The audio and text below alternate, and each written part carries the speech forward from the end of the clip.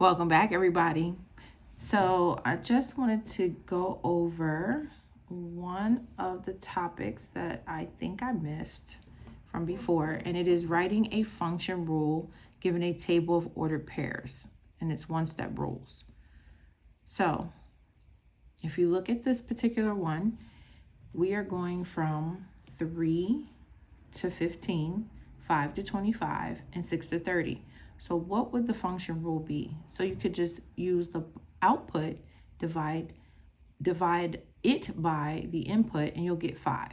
So we see here that we are multiplying each one of these by 5 to get the output. So the input is getting multiplied by 5 to get the output. So in this box, you would write 5n. So here we have the input is 5 and the output is 1. So looking at the next input, 7, I get out 3. So that means that I must be subtracting a number, which is 4. So each one is going to be minus 4, minus 4, minus 4. So this one will be n minus 4. And this time I'll type it in there. N minus 4.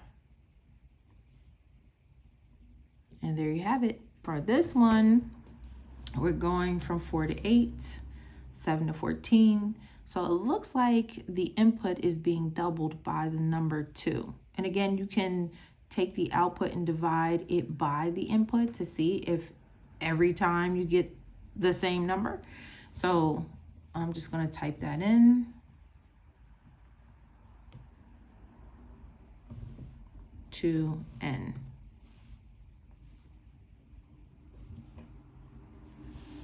And then let's try one more. So we're going from 4 to 9, 6 to 11, 9 to 14. So it looks like I am adding 5 each time. So let's try n plus 5. And there you have it. Thank you for watching. See you next time.